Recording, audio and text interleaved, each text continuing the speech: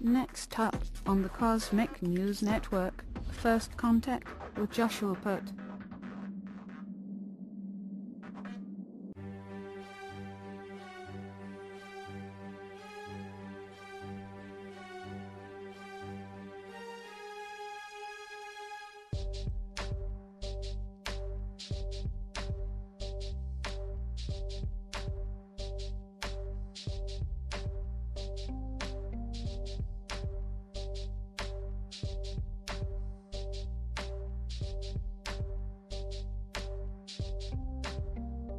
Good morning, Earthlings. How you doing today? Welcome back from the 4th of July. I hope you had a good time. I hope you and your friends and your family were able to sit and enjoy the day, perhaps have an opportunity to speak about what's going on here in America, get back to understanding what it is about this country that we love. This is not just a country, this is our home. This is our home. And here on our home today, it is the 5th of July, 2016. Our sun sign is in Cancer, where it's going to be for the remainder of the next couple of weeks. Our moon sign, however, is in a transition phase. It went void, of course, at 1:29 a.m. and it will remain void, of course, until 11:28 a.m. when it makes a transition into the next sign, which will be Leo. So in the meantime, what we're really dealing with at this point in time is the remnants of these last aspects: Uranus, unexpected changes; Chiron, the healer, the part of ourselves that's wounded that needs to be healed; and then finally an opportunity to look at things in a different way and figure out how to communicate things in a different way. Mercury's the messenger. And the messenger here is in a trine in a good positive flow of energy. Energy's pointing up. Nice flow of energy saying, let's look at things in a new perspective, how we're going to communicate, how Mercury the messenger is going to do what Mercury the messenger does. And then here, 11:28 a.m., the moon sign, the unconscious mind, the unconscious thoughts and desires that goes into Leo. Leo's a fire sign. So what we have here then is we have our sun sign in Cancer, water sign. We have the armor to protect ourselves from all of the emotions, because if we get hit with all of the emotions, then sometimes it's hard for us to act, because it's like swimming, without any protection against the rapids that you're swimming against. So we get the armor, and this protects us a bit.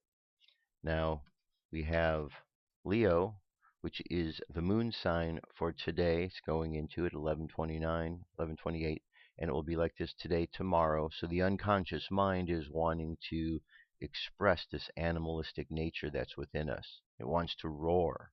So what we need to do is we need to tame that. We need to use our imagination and our creativity. Take advantage of this energy that wants to bubble up from us, that we're feeling, and channel it in a way that's going to be productive. The lion sometimes can be prideful, so there's a tendency with Leo to want to be boastful, to want to put everything out there. And it's one thing to feel good about what we're doing, but we also have to understand that there's a certain point where that pride becomes a little bit too much. Excessive pride's not good. But being aware and being pleased with things that we're doing to accomplish the tasks, that's part of the process. That's how we learn. That's how we grow, by understanding those things. Okay, so that's what we're looking at today.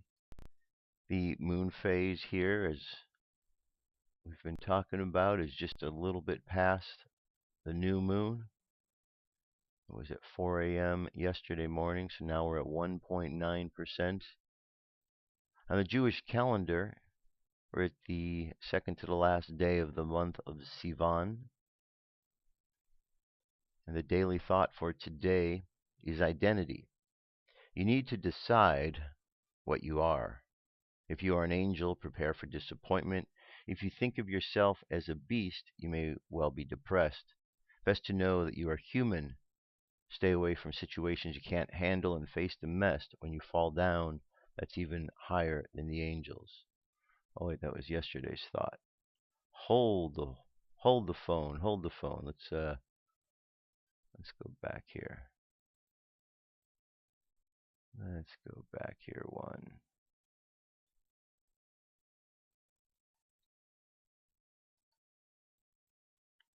All right. Trying to get back. Can't find my way back. I'm lost. All right, anyway, that was a good daily thought. We'll stick with that one. How about that? And let's go over a look at space weather for today. Space weather. Solar wind 353.3 kilometers per second. Planetary K index currently quiet. 1 and a 2. Nice big gash opening up in the sun there, huh? Around the 8th and the 9th, we'll be hit with wind from there. M-class flare possibility and X both at 1%. Geomagnetic storm activity seems to be stable. Not much going on there, so everything's pretty still. And that would be, unless we have this back here now. Okay, so there you have it. That is our cosmic weather for today. So we're dealing with Cancer, water, Leo, fire. We want to mix that fire and water so they work nicely together, so they work like a nice steam engine. We want to be able to tame our creativity, tame all of that energy so that it can be used in a productive way for us. So that's what we're working with today. UFO news will be up next.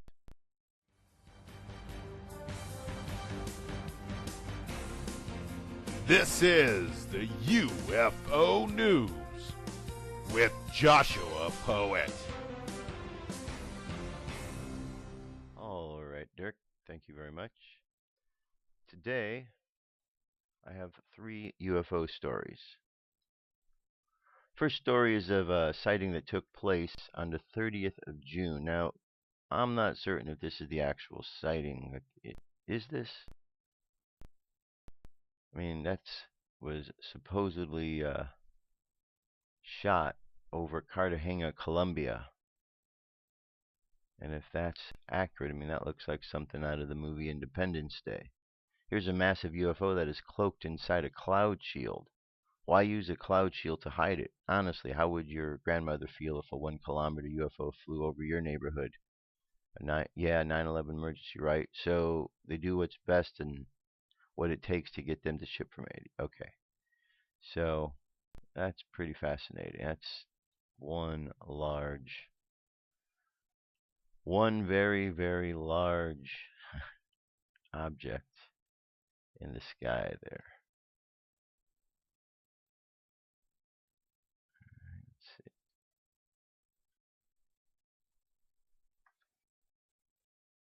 All right, look at that cloud.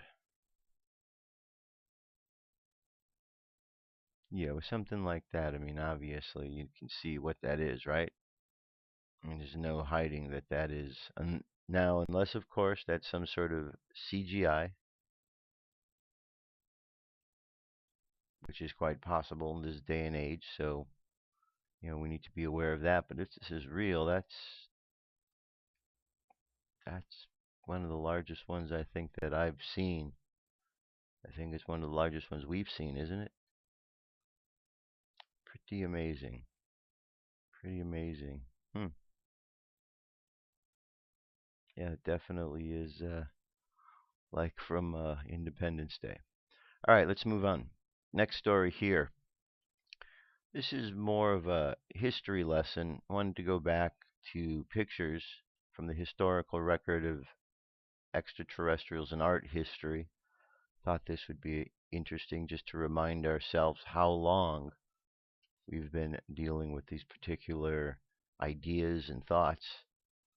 Here we have art going back 4,000 or 5,000 BC. You see the reptilian creatures there, the Sumerian creatures.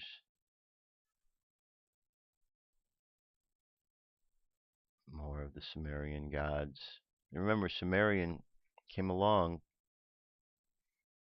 and the stories that we have from Sumer,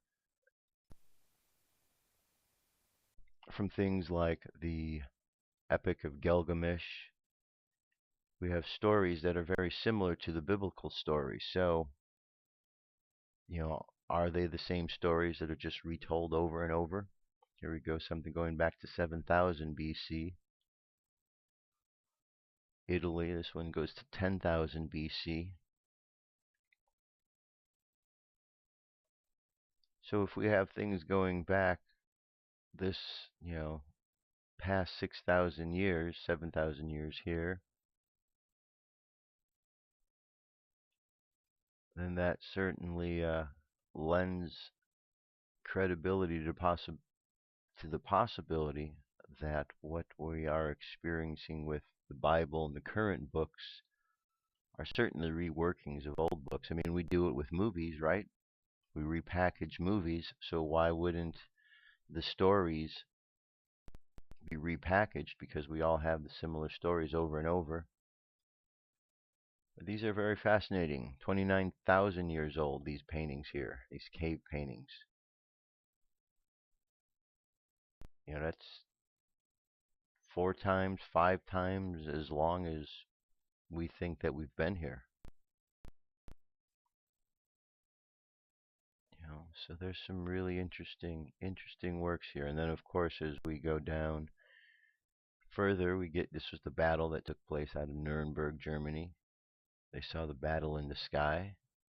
Remember, these are people that didn't have a point of reference on things flying because they didn't have flying objects at that time.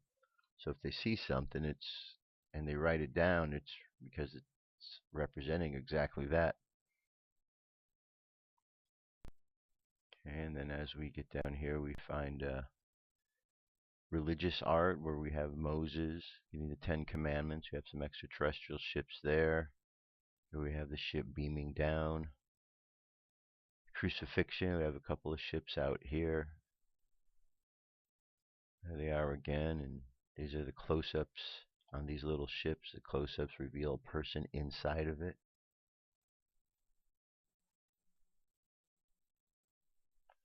Interesting image there. Father and the son sitting and watching the earthly TV.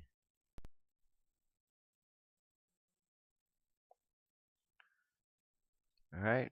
So interesting art. Interesting art. There we go. Mary. I have the UFO out there.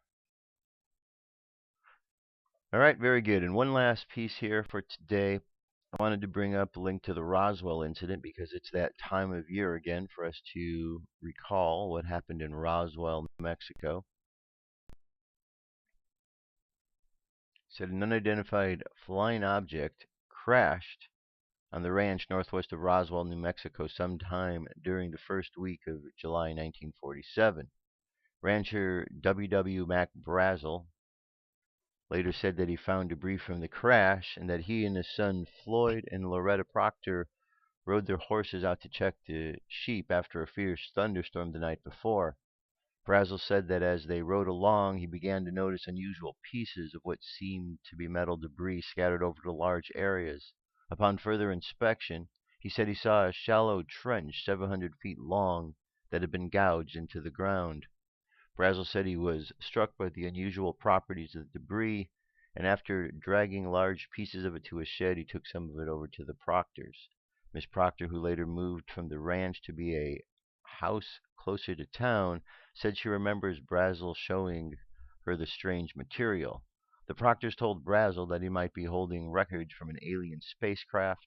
A number of UFO sightings have been reported in the United States that summer, or a government project that should report the incident to the Chavez County Sheriff, George Wilcox. A day later, Brazel drove into Roswell. The county seat reported the incident to Wilcox, who reported it to Major Jesse Marcel, the intelligence officer for the 509th Bombing Group stationed at Roswell Air Base. In the book, A History of UFO Crashes, UFO researchers Dan Smith and Kevin Randall say that the research shows military radar had been tracking an unidentified flying object in skies over southern New Mexico for 4 days. On the night of July 4th, 1947, radar indicated that the object had gone down about 30 to 40 miles northwest of Roswell. The book says eyewitness Wendy Woody, who lived east of Roswell, said that she remembered being outside with her father that night when he saw a brilliant object plummet to the ground. The debris site was closed for several days while the wreckage was cleared. Schmidt and Randall say that when Woody and his father tried to locate the area of the crash they had seen, Woody said that they were stopped by military personnel who ordered them out of the area. Schmidt and Randall say Marcel, after receiving the call from Wilcox and subsequent orders from Colonel William Blanchard, 509th commanding officer, went to investigate Brazel's report. Marcel and Captain Sheridan Cavett, senior counterintelligence corps agent, followed the rancher off-road to his place. They spent the night there, and Marcel inspected a large piece of debris Brazel had dragged from the pasture. Monday morning, July 7th, Marcel took the first step onto the debris field. Marcel would remain later that something had exploded above the ground and fell. As Brazel, Cavett, and Marcel inspected the field, Marcel was able to determine which direction it came from and which direction it was heading. It was in the pattern. Yeah, you could tell it started and where it ended and how it all thinned out.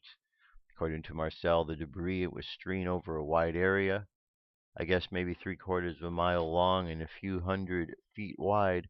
Scattered in the debris were small bits of metal that Marcel held like a cigarette lighter to see if they would burn.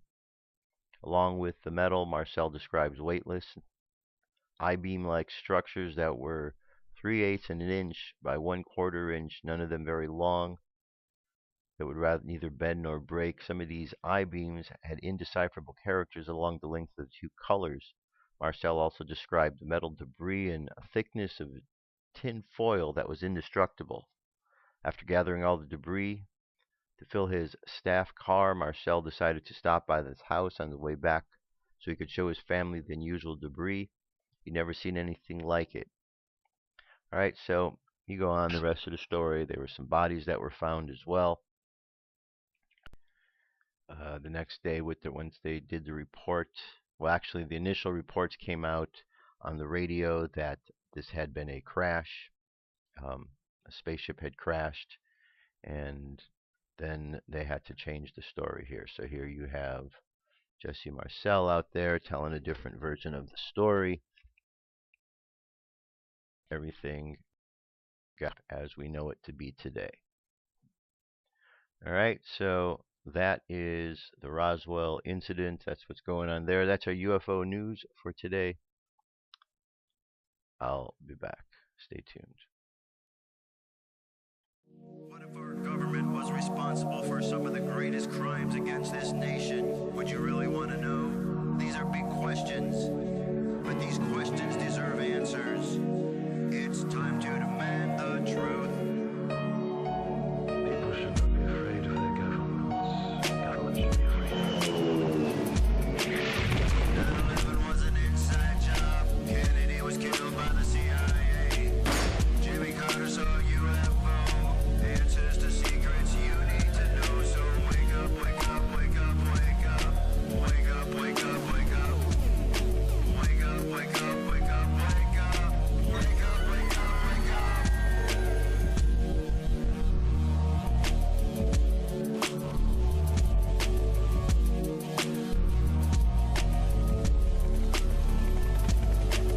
The evidence is overwhelming. Step past your fear, take a look.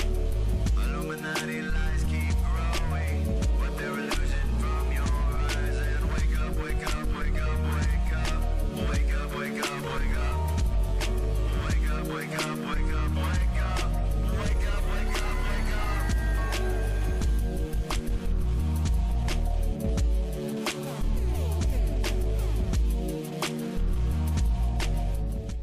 Okay.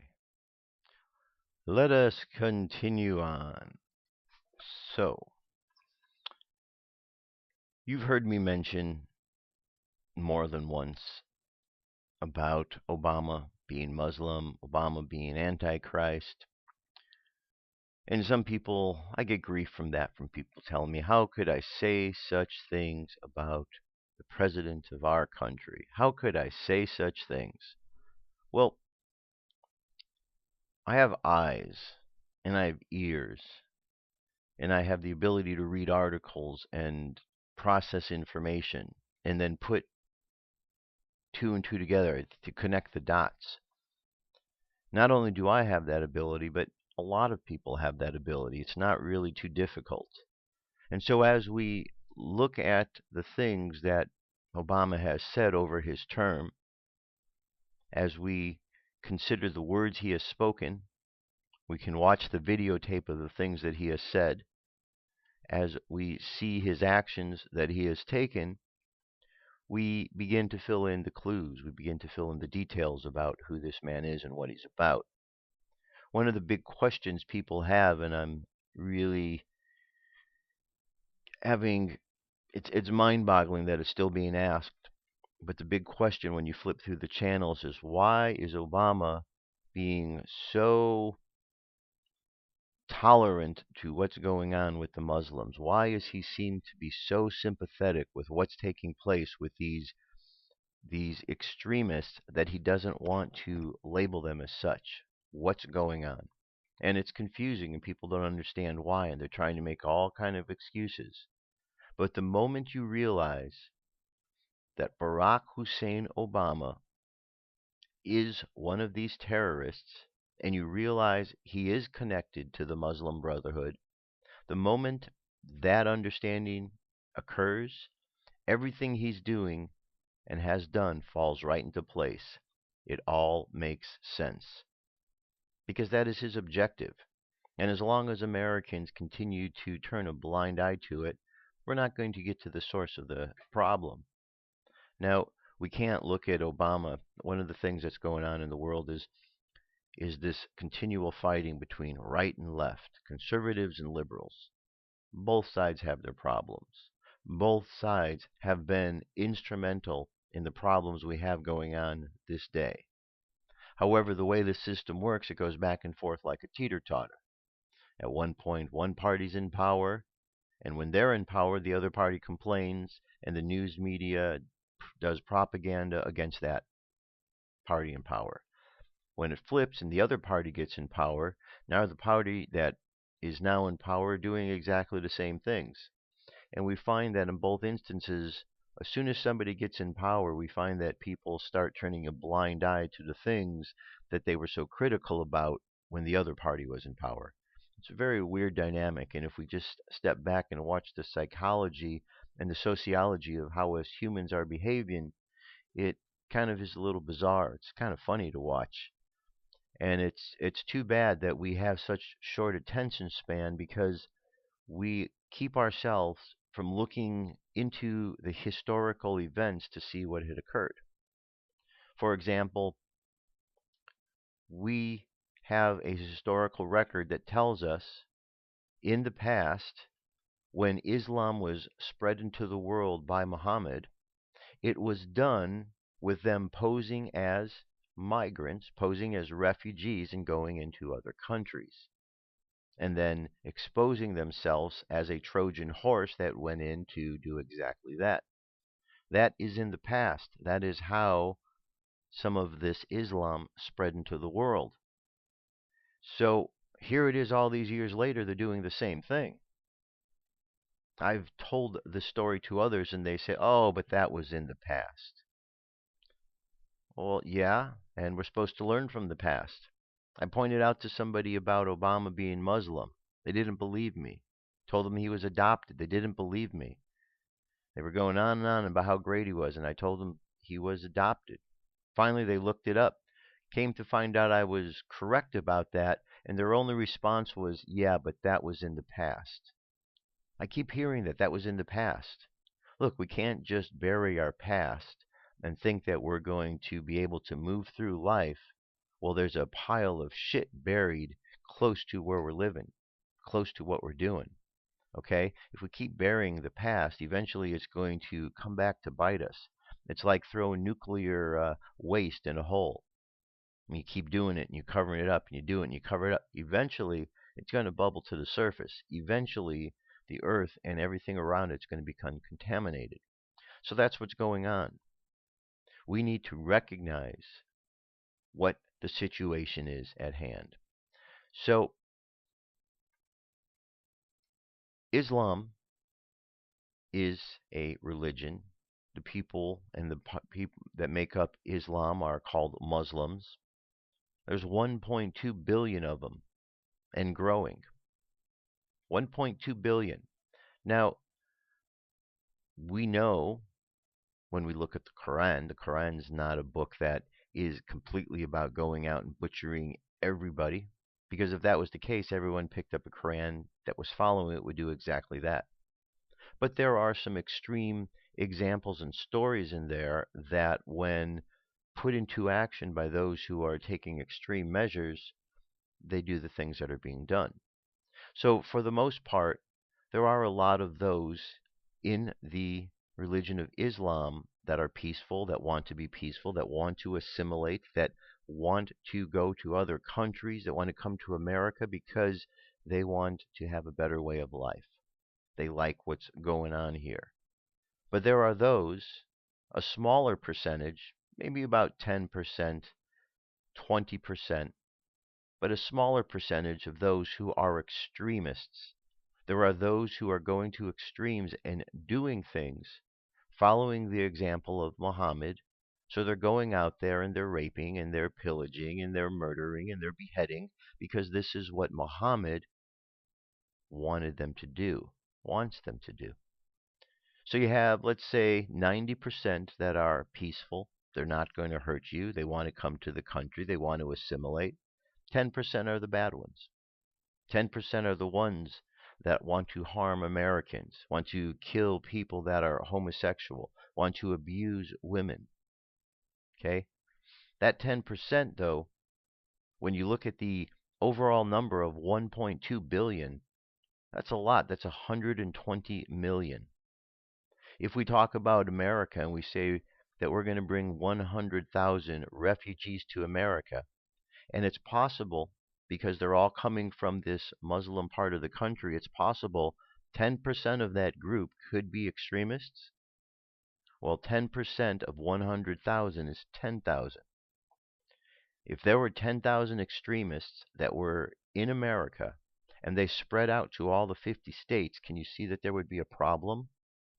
It would be a big problem. So it's very important that the people coming into this country are coming to the country because they want to help America grow even more of what we are, not to change it. But you hear words of, I want to change America. Obama wanted to change America. We have this new, the clock boy. He's come back now from Qatar after he took that clock apart, got all the praise for doing that, went off back to his country, to Qatar, and now he's back after whatever training he did. There's pictures of him with, mass murderers and dictators, and now he's back and he's talking about how he wants to change Texas. What do you mean he wants to change Texas? What's all this need of changing? America doesn't need to be changed. America needs to be reclaimed. We need to remember what this is all about. We need to remember that this isn't just a country. This is our home. It's been the home of our families for a long, long, long time. And people have been coming to this country because they believe in the opportunities that are here. If we stop providing those opportunities because we have diversified ourselves out of existence, then we're not going to be that same country anymore. We're going to simply be a third world. And we're not going to be able to provide any of the services that we used to have. I think we really need to consider what's going on, because it can be quite, these decisions we're making. So I know I'm being a bit long-winded there, but I wanted to really explain that. This is a piece here. It's called The Return of the 12th Imam. I want to read this to you.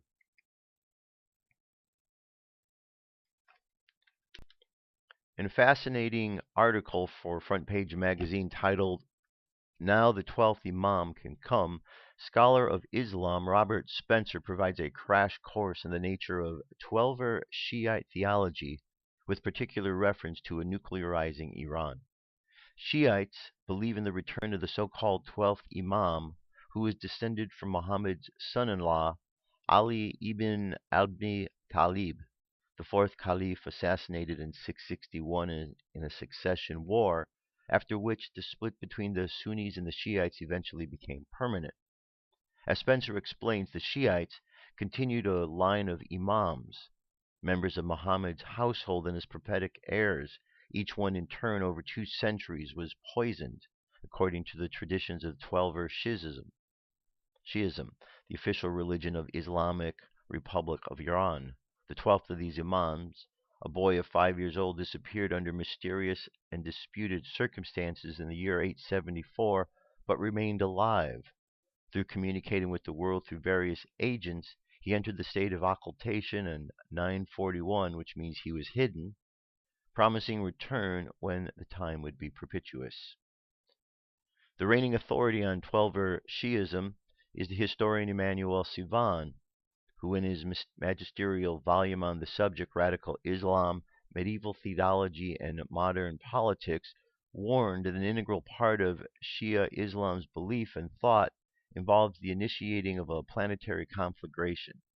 This belief system posits that Allah's kingdom will be established on earth by the 12th, or the hidden Imam, also known as the Mahdi, whose advent can be hastened by creating the right set of circumstances, friction, and misunderstanding among the nations, and violent upheaval in a welter of blood and fire.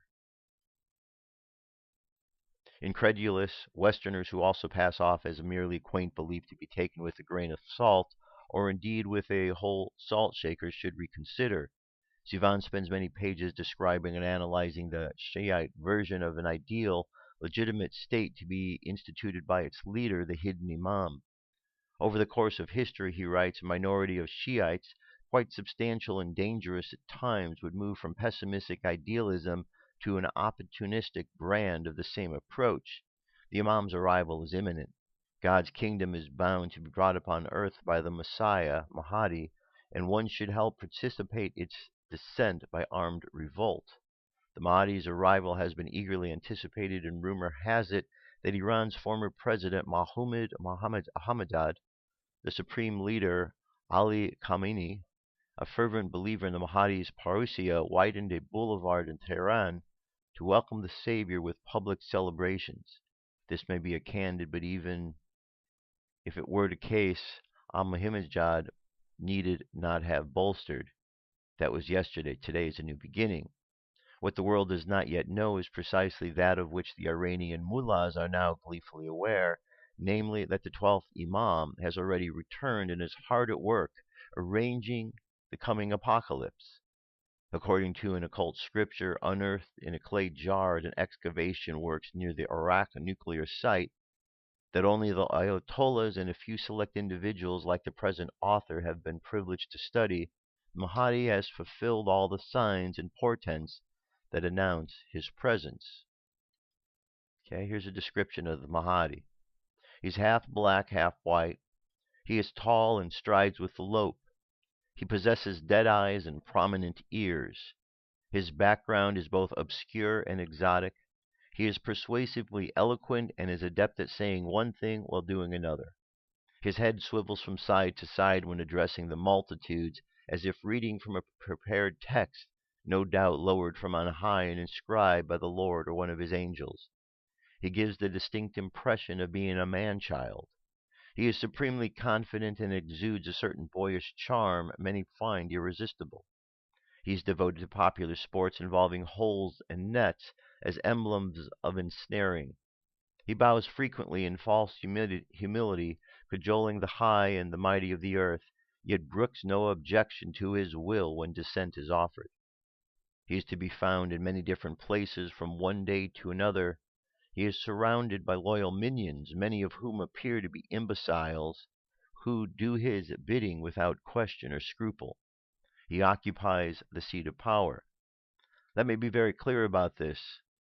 For those who cannot bring themselves to confront the evidence of the 12th Imam's uncloaking, that I, privy to the discovery of the mystical codex through means I am forbidden to reveal, now set before them.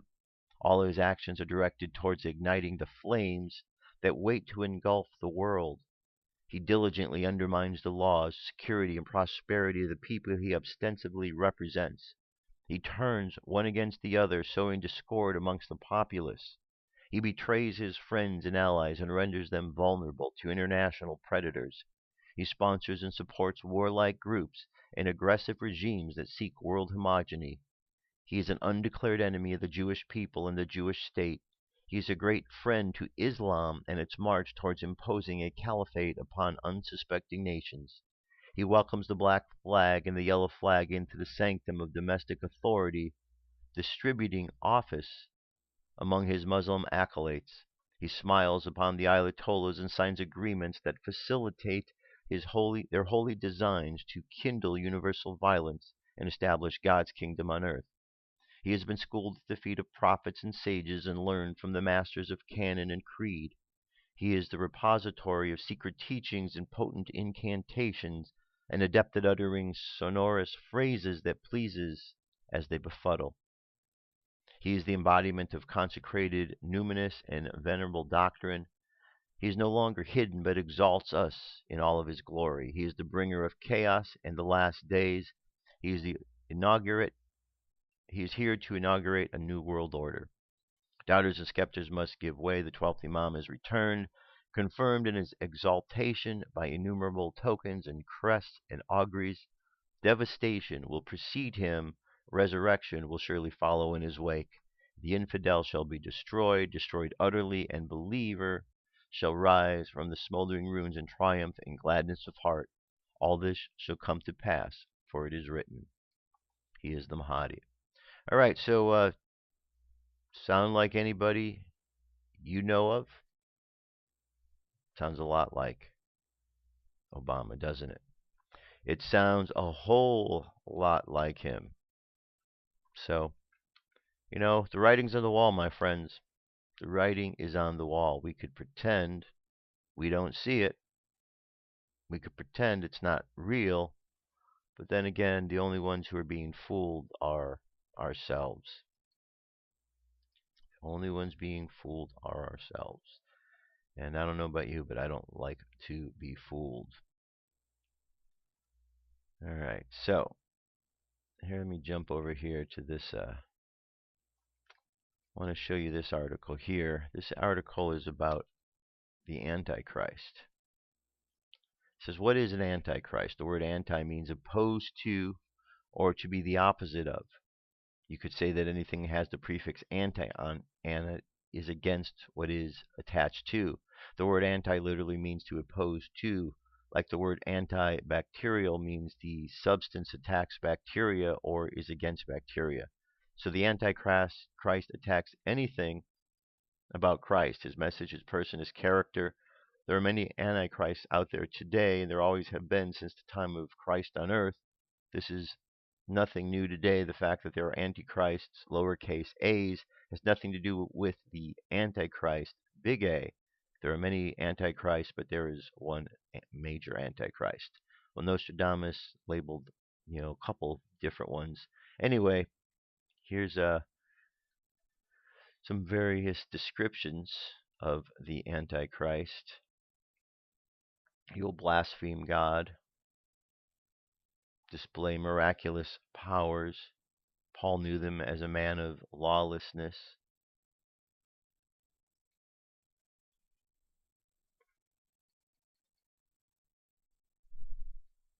Let's see here.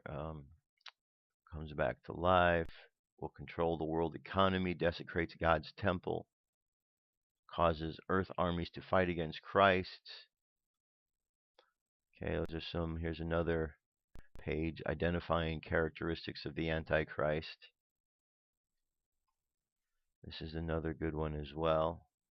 So, let no man deceive you by any means, for on that day shall not come except that there be a falling away first, and that the man of sin be revealed, the son of perdition, who opposeth and exalted himself above all that is called God, or that is worshipped, so that he as God sitteth in the temple of God, showing himself that is God. Extremely charismatic, problem solver, involved in Mideast issues, military leader, extremely arrogant, ruthless behind the scenes, not a womanizer. Religion, spirituality, ethnically unsure. Here's another one right here, 29 Characteristics of the Antichrist. And these are where you can read about the Antichrist in the Bible. We'll get into Isaiah, Daniel are two of the big chapters about it. Thessalonians talks about the man of sin and perdition. Revelation 13 really gets into the whole idea of the beast. Now, here I have for you a whole series of videos. This is a playlist. This is a playlist I have over at YouTube, and the links to the playlist, you could go there. And I'm just going to keep adding to this. That's why I just wanted to put the link rather than the individual videos. And this is a series of videos all about the ideas of the Mahdi, Antichrist, so you can see for yourself. So we could see Islam is not Christian. Islam is fighting against Christianity. So Islam, by the very nature of what they are anti-Christ. Therefore, the person who would be at the head of that organization could be, and would definitely be Antichrist, but could be the Antichrist. And that's what this 12th Imam is. He is the head of that Antichrist religion in order to express his religion into the world, which is the religion of bringing in Allah, which is the religion that Muhammad talked about, which is a religion about subservience. Okay? And so here are some clues that we have video-wise in this playlist. Obama admits he's a Muslim. Truth about, and in this video here, you've got over and over and over Obama talking about his Muslim roots from the time where he, says it himself to, others saying it. We have the truth about Barack Obama. This is an interview that was done with his brother. Very good interview.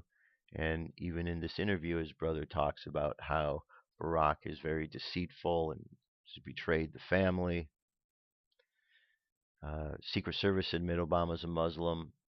Here we have more proof that Obama's a Muslim. Now we start getting into videos about the Antichrist, Obama's role.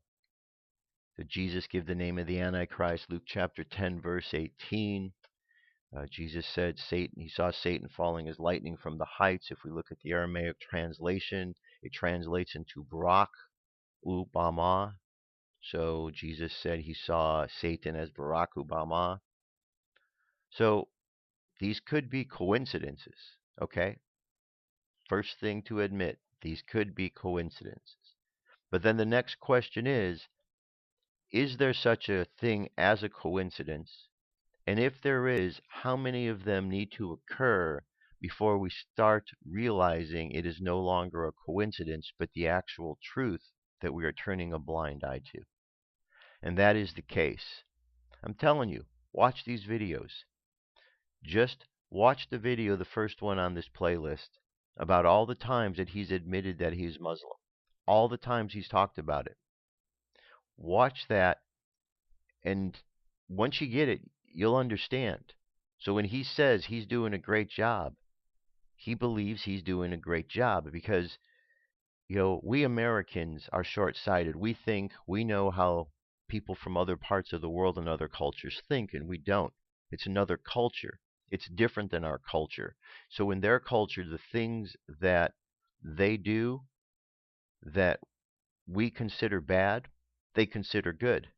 And in our culture, the things that we consider good, they consider bad. So we're the opposites, okay? Opposite cultures. And so they believe they're doing a great job. He believes he's doing a great job. He said he was going to change the fundamentals of this country. He has. So we need to be aware. We need to know this is the enemy that we're fighting. The enemy is already here. He's infiltrated our system. The Muslim Brotherhood is in America. The Muslim Brotherhood is in the White House. The clues to it are coming out. There are those brave individuals in the military who are speaking out. It's a 4-star general on that list of videos that spoke out against it. On and on and on. It's only the media right now that seems to be slow on catching up for whatever reason. But that's the issue. That's the issue. So I needed to point that out. I know the information's out there because I was able to pull up the information on it. So I'm not the only one who's aware of this. There are many, many, many Americans. The question is, why is nothing being done about it? People say that Obama doesn't have much power. The Antichrist doesn't have much power. But apparently he has a great deal of power, that he's doing all the corrupt things he's doing, and yet he has many millions of minions that are just going along with it blindly, not caring how America is being destroyed. So we need to take a look at that. Now, here's an article. We're going to switch gears here over to the Hopi, because as life's changing, we need to be able to move along with this change. And here's an article message from the Hopi. It says, as we transit out of the age of Pisces, the water sign, to the age of Aquarius, which is an air sign, I find that the following Hopi message quite intriguing. I'm a triple Libra. This means that my sun, moon, and ascendant are all in Libra. While the age of Aquarius is an air sign, it's also portrayed as a man bearing a pitcher of water. One must ask about the mixture of air and water in this sign. Water is a mutable energy and can represent a solid, liquid, or gas. Here's a message from the Hopi elders by Elders Arabi, Arizona Hopi Nation. It said, you have been telling the people that this is the 11th hour. Now you must go back and tell people that this is the hour. Here are things that must be considered. Where are you living? What are you doing? What are your relationships? Are you in right relation? And where is your water? Know your garden. It is time to speak your truth. Create your community. Be good to each other, and do not look outside yourself for the leader. This could be a good time. There is a river flowing now very fast. It is so great and swift that there are those who will be afraid. They will try to hold on to the shore. They will feel they are being torn apart and will suffer greatly. Know the river has its destination. The elders say we must let go of the shore, push off to the middle of the river, keep our eyes open, and keep our heads above the water. And I say, see who is there in with you and celebrate. At this time in history, we are to take nothing personal, least of all ourselves. For the moment that we do, our spiritual journey and growth comes to a halt. The time of the lone wolf is over. Gather yourselves. Banish the word struggle from your attitude and your vocabulary. All that we do now must be done in sacred manner and celebration. We are the ones we have been waiting for. Okay? You've heard me say that. We are the ones that we've been waiting for. So, let's get on with it. The only reason that the problems are going on is because we're not stepping up to the plate. Just imagine if all Americans took the time to look into the things that Obama has said and come to the realization that he is a Muslim. Just imagine what that information might do, how it might change people for the better, because then people could make a different decision. The moment people realize that, he wears a ring on his finger that says there is no other God but Allah, and yet people still deny. Is it because people want to deny? Are they that weak-minded that they're unable to see the signs? It's very bizarre, extremely bizarre. I don't have an answer for it, and I have this conversation with my friends all the time. And how is it that people are so easily duped? It's mind-boggling. All right, here's a message from Archangel Gabriel. Archangel Gabriel Daily Message Monday, July 4th, 2016 by Shelley Young. One of the most restorative things you can do for yourself as a human being is to find an activity that you enjoy so much that it fully absorbs you to the point where you can engage in the activity for several hours and feel like it has only been a few minutes.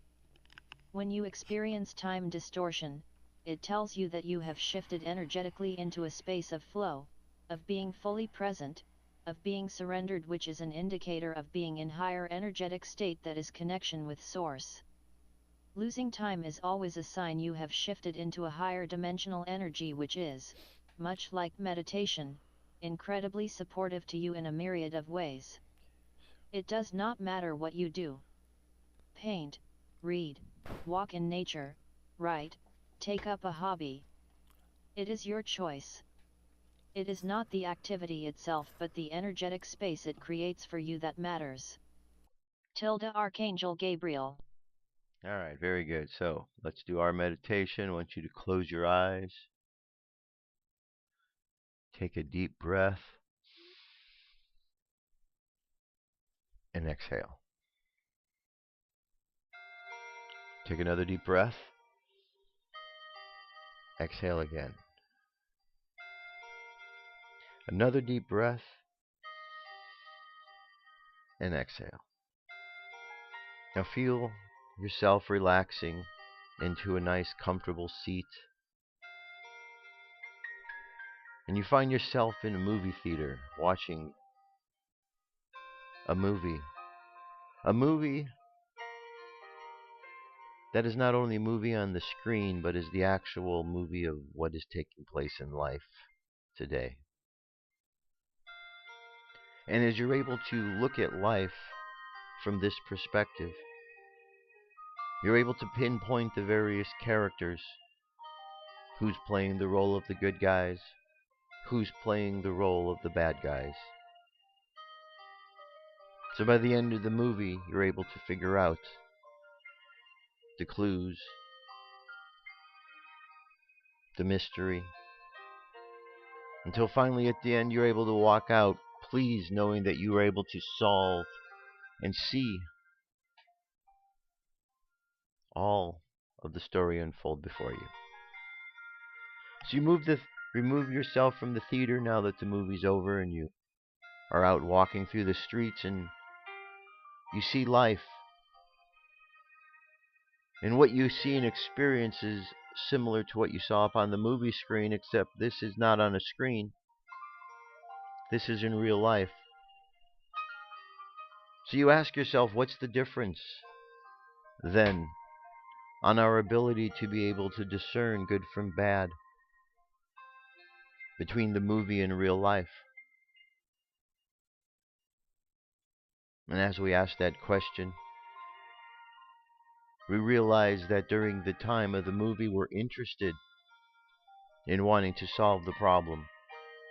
We're invested in the process. And so we put that same interest into investigating what is going on in life. We put the same interest in looking into the story that is unfolding and recognizing the characters for who they are. And as we look at life and the characters, a story begins to unfold.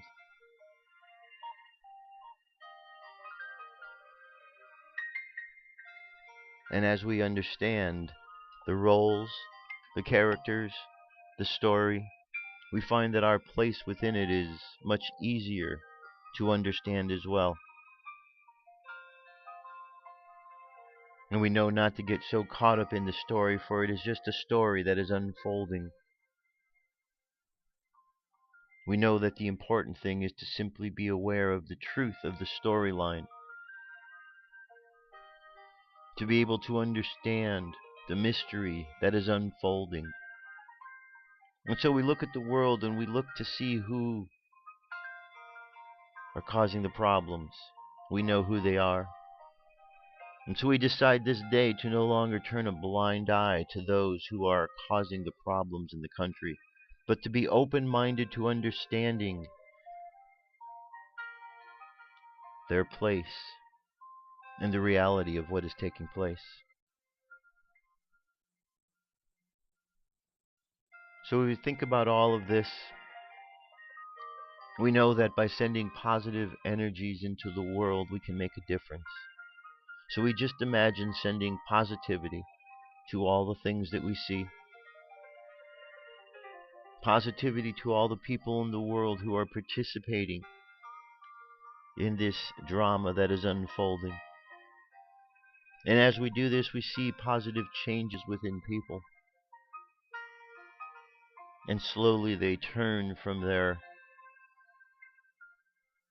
introverted ways into being much more friendly and involved. And as we all become more involved,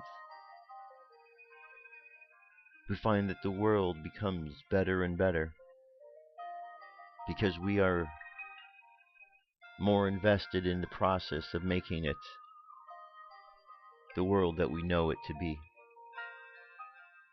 So let's let the subconscious mind continue on the journey, observing the world, looking at the world to understand the various characters that are participating in this drama. And let us bring the conscious mind back to the present moment on the count of 3. 3 coming back to the present moment filled with confidence. 2 coming back to the present moment filled with faith. And 1 coming back to the present moment happy, healthy, and whole. Happy, healthy, and whole. Take another deep breath. Exhale. And open your eyes. All right, my friends, that is it for today. Thank you very much for being here. We do have challenges. There's no denying that. We do have those in the world that have ill intent. There's no denying that as well. But we also have a lot of heroes in the world. We have individuals who are trusting the Word of God, trusting the word of prophecy, trusting the spiritual identity of who we are to guide us forward. And as we allow those individuals to express the divinity within them, we find that all of the nonsense and those who are of ill intent simply fade away because goodness overwhelms them. And that is the whole idea. So we need just to keep putting goodness into the world. We need to keep replacing all of the negative thoughts with positive thoughts. And remember that this is a world created by a wonderful creator. A creator that goes beyond all bounds, all limits. And when we look to that creative source, we understand it flows through each and every one of us. And therefore, we have the opportunity to rise to the occasion, to be the goodness that flows exactly through our being, right now and always. It's just the distortions and distractions that are in our way. Once we can get through those, we see the goodness. So that's what we need to do, my friends. We need to shine that. So today, we have Leo. We have that lion that wants to shine forth. So let it shine forth. But use our imagination and creativity that as that energy is shining forth, make it usable. Do something with it. Do something that's going to help you, help the world.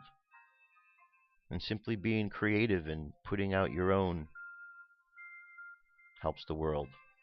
That's it. I'll be back with more news and information. Until then, you have an awesome day. I love you. Keep loving each other, and I'll talk to you soon.